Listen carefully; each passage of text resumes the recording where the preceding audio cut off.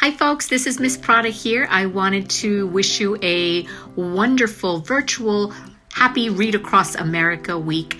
Reading is so important for everyone on the planet. That's one thing you will always have to do.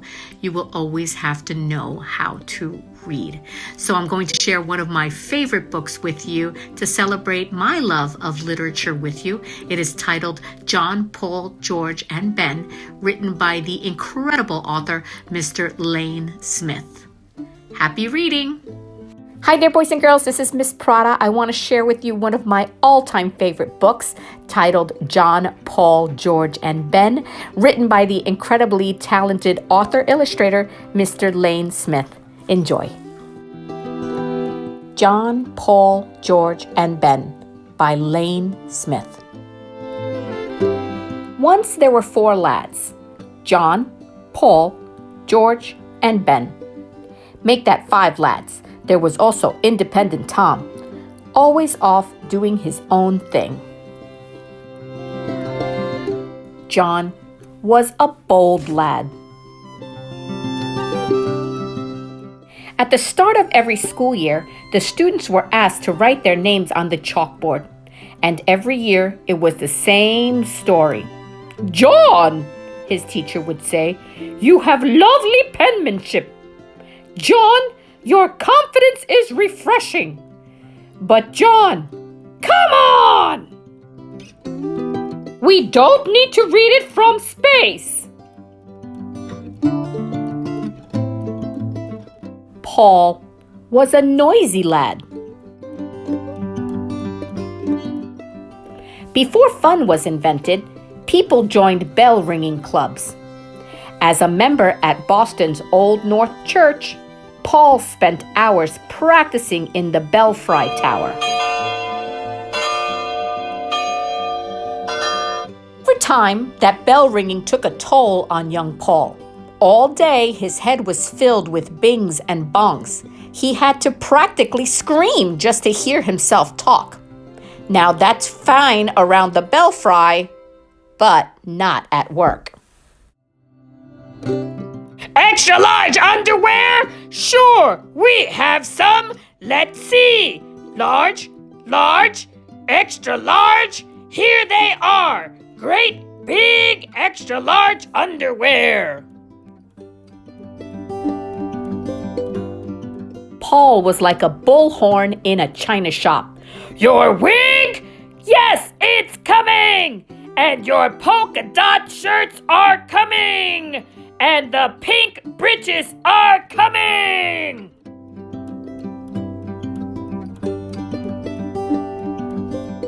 It took many years and a midnight ride for people to finally appreciate his special talent. "The redcoats are coming!" Everyone except that big underwear lady. She was still mad.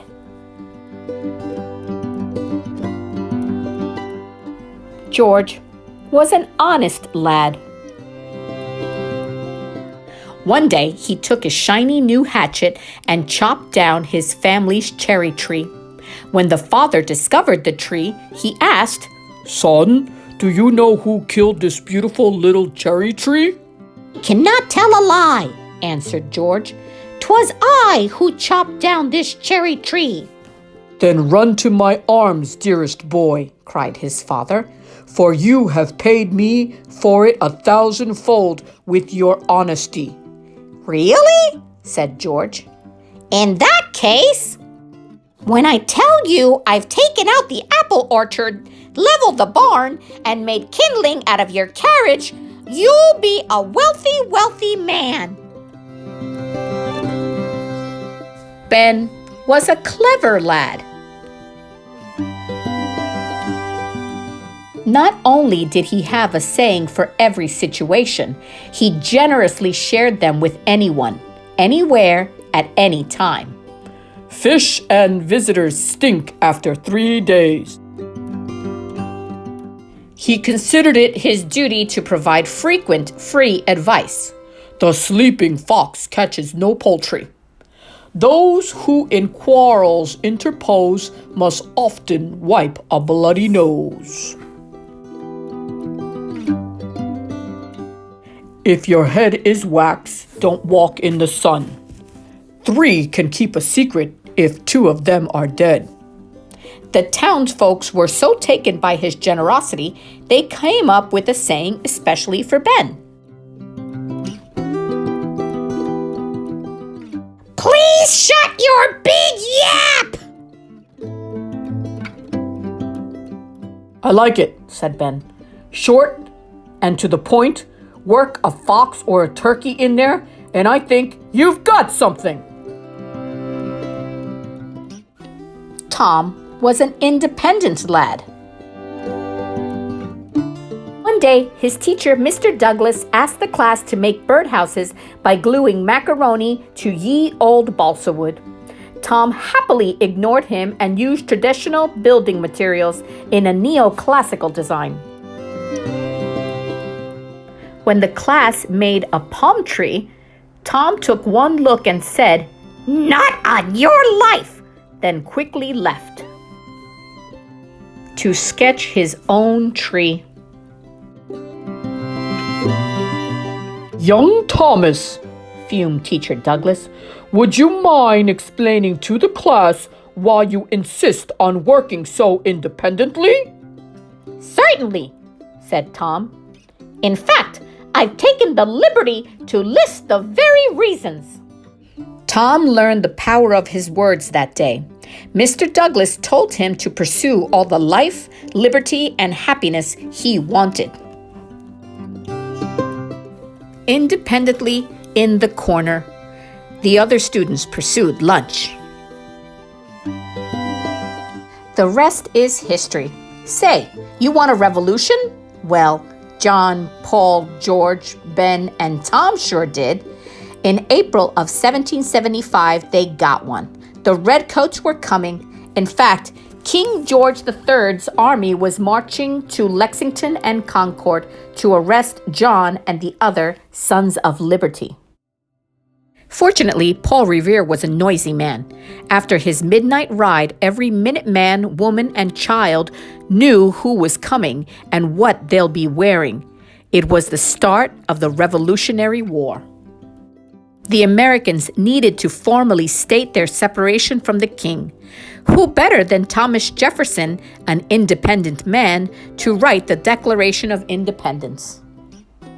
Simply signing such a document was treasonous and dangerous. Ben Franklin, a clever man, said it best. "We must all hang together," he quipped, "or surely we shall all hang separately."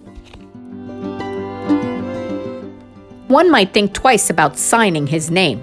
Not John Hancock, a bold man. He was the first to scribble his autograph, and man, look at the size of that John Hancock.